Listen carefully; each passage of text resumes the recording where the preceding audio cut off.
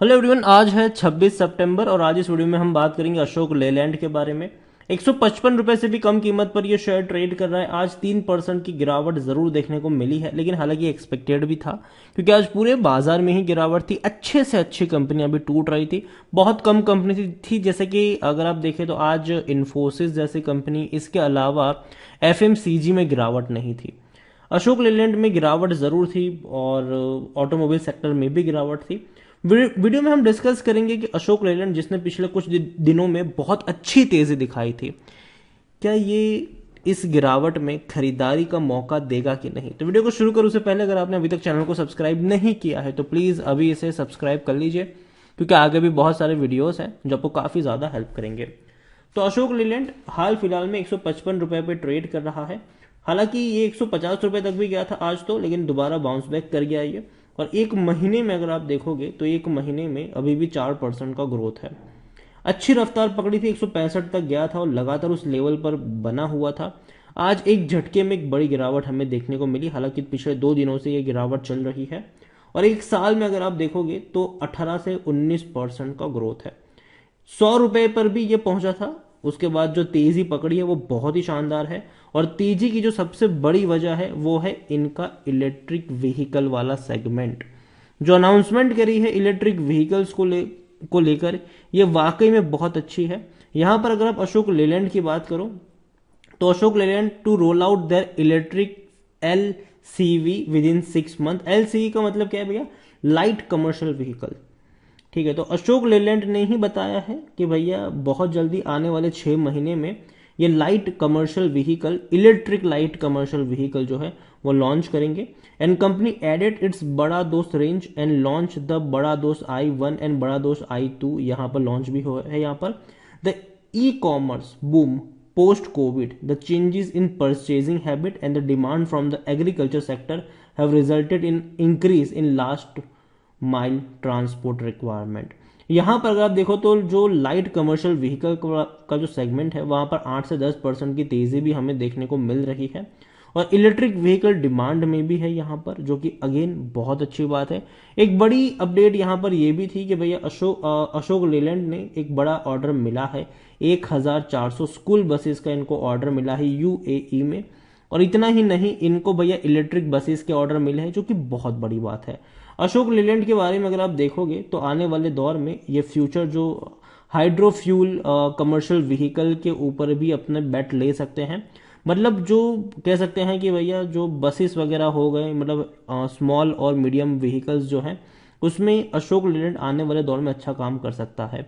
यहां पर न्यूज कुछ इस तरीके से है कि Ashok Leyland limited expect hydrogen power truck and buses to emerge as a self sufficient green solution with commercial visibility beginning in next 5 years। जो कि देखा जाए तो अच्छा मूव मैं कहूंगा इसको। A potential move to reduce tax on hydrogen, particularly green hydrogen, that could help eliminate import content and its availability along certain long haul corridors could create a positive business case for hydrogen powered vehicle in both internal combustion engine and fuel cell variants।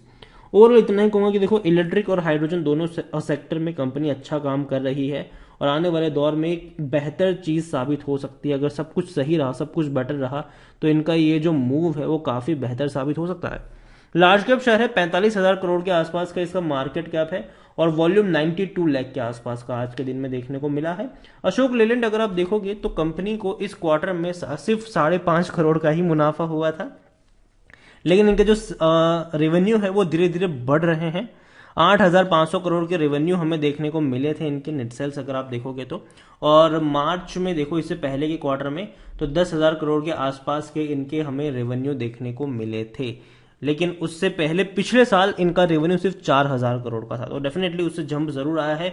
बीच में इन्होंने losses भी दिखाए थे, लेकिन पिछले 2 quarter में company जो है वो प्रॉफिट में आई है। मार्च में 140 करोड़ का प्रॉफिट था, जून में सिर्फ 5.5 करोड़ का ही प्रॉफिट है, जो कि कम जरूर है। लेकिन फिर भी जो एक के बाद एक अपडेट आ रही है इनकी इलेक्ट्रिक व्हीकल्स को लेकर, जो बड़ी लॉन्चिंग को लेकर, जो कहीं ना कहीं मार्केट में एक पॉजिटिव सेंटीमेंट क्रिएट कर रही है। और ऐसे में अगर चीजें बेहतरीन साबित होती है, अगर 1-2 व्हीकल ये लॉन्च कर देते हैं, आने वाले दौर में और लॉन्चिंग करते हैं, और बड़े ऑर्डर्स इनको मिलते हैं, तो कहीं ना कहीं एक बहुत ही बेहतरीन स्ट्रेटेजी साबित हो सकती है इनके लिए।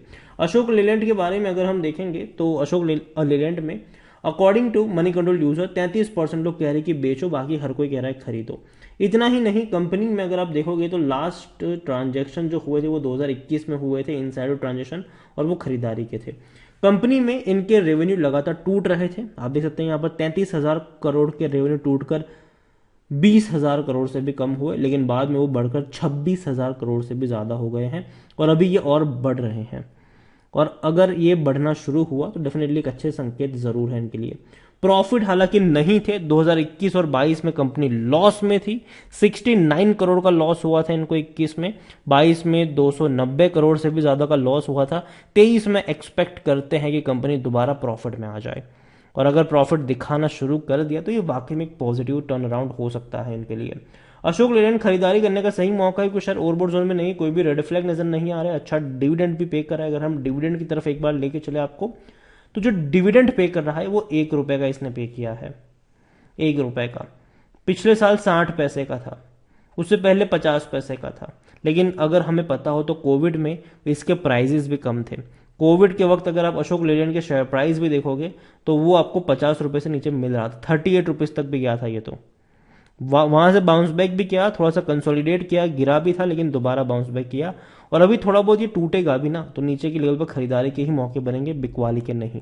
अशोक लेलैंड अगर आप देखोगे तो कंपनी में शेयर होल्डिंग की तरफ अगर हम चले तो शेयर होल्डिंग में 51.54% की होल्डिंग है प्रमोटर के पास, लेकिन थोड़ी सी होल्डिंग 9.81% की, थोड़ी नहीं बड़ी होल्डिंग इनकी गिरवे है। 14.93% की होल्डिंग म्यूचुअल फंड के पास है, 6.81% अदर डोमेस्टिक इंस्टीट्यूशन के पास है, 15.03% एफआईएस के पास है, और 11.70% रिटेल और अदर्स के पास देखने को मिल रहे हैं। उसमें से भी रिटेल इन्वेस्टर के पास 10.13% की होल्डिंग है।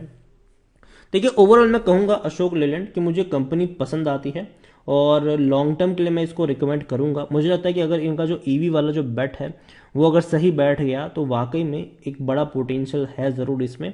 लेकिन इस सेक्टर में कई सारी कंपनी बहुत सारे चमत्कार कर सकती है। अगर हम बात करने जाए तो भैया टाटा मोटर्स बहुत अग्रेसिवली आगे बढ़ रहा है, इसके अलावा महिंद्रा भी अग्रेसिवली यहाँ पर आगे बढ़ता नजर आ रहा है। लेकिन खास करके इनका जो सबसे बड़ा कंपटीशन है वो टाटा मोटर्स है, ठीक है। टाटा मोटर्स इनका सबसे बड़ा कंपटीटर यहाँ पर माना जाता है। और अशोक लेलैंड को लेकर मैं अभी के लिए इतना ही कहूंगा कि यहाँ पर आपकी नज़र होनी ज़रूर चाहिए। अगर ये सस्ता होता है, 140 रुपए के आसपास मिलता है, तो बेहतरीन से बेहतरीन मौके खरीदारी के बन सकते हैं 140 रुपए के आसपास। इसके अलावा एक और कंपनी है जो भी लगातार टूट रही है, और वो है टाटा मोटर्स। 400 रुपए से नीचे जा चुका है, आज 6% की गिरावट है, बहुत सस्ता हो चुका है ये, मैं मानता हूं ये। और अगर आप चाहते हैं कि मैं टाटा मोटर्स के ऊपर एक डेडिकेटेड वीडियो लेकर आऊं तो कमेंट में टाटा मोटर्स लिखिए, जितनी ज्यादा कमेंट आएगी उतना जल्दी वीडियो आएगा। वीडियो को यहीं पे एंड करूंगा, पसंद आया हो तो लाइक करो, शेयर करें। चैनल पर अगर पहली बार आए तो प्लीज सब्सक्राइब करें, और अशोक लेलैंड के बारे में आप क्या सोचते हैं वो भी आप मुझे कमेंट में लिखकर बता सकते हैं। Thank you.